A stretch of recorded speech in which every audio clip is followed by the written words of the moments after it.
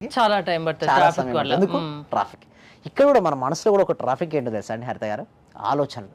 ఎక్కువ ఆలోచన వచ్చినప్పుడు ఏమవుతాయంటే మనం అనుకున్న సంకల్పం నెరవేరు. అంత డిస్టర్బెన్స్‌గా ఉంటుంది. అంటే ఆ టైంలో మైండ్ ఫ్రెష్‌గా ఫ్రెష్‌గా ఉంటుంది. ఉంటుంది. మైండ్ ఫ్రెష్‌గా ఉంటుంది. ఆలోచన యొక్క శక్తి పెరుగుతది. ఎందుకంటే మనం certain amount of hours sleep 6 hours, 8 hours పడుకొని ఉంటాం. పడుకొని చాలా రిలాక్స్ అయిపోయినాం. ఆ రిలాక్స్ అయిపోయిన తర్వాత ఫస్ట్ థాట్ కదా అది. అందుకోసమే బ్రహ్మముహూర్తం గనుక లేచినప్పుడు సరౌండింగ్ ఎన్విరాన్మెంట్ ఎలా ఉంటుంది? ప్రశాంతంగా ఉంటుంది. ఎవరు లేవరు. సో అటువంటి సమయంలో ఎటువంటి సంకల్పం అయితే మనం చేస్తుంటామో ఫాస్ట్‌గా రియాలిటీకి వచ్చేస్తుంది. అంటే వాస్తవ రూపం వస్తుంది. అయితే మీ ఎందుకు వాస్తవ రూపం అంటే కొంతమంది మీరు చూసే ఉంటారు.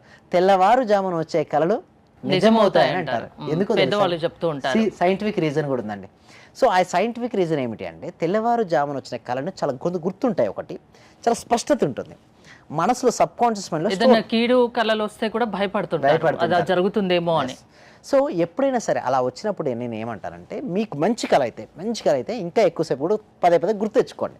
ఒకవేళ చెడుగా అలా వచ్చినుంటే ఏం చేయాలంటే క్యాన్సల్ అనుకోండి. అంటే ఎప్పుడైనా సరే మన మైండ్ని ఎవరైతే వారి ఆధీనంలో తెచ్చుకుంటారో వారి జీవితం అనేది ఒక అద్భుతంగా ఉంటుంది మేడం. ఇప్పుడు మన జీవితంలో ఏమని మనకు తెల్లవారుజామున వచ్చే కళలు నిజమవుతాయని తెలిసినప్పుడు మనం ఏం చేయాలంటే తెల్లవారుజామునే కళలు కనాలి.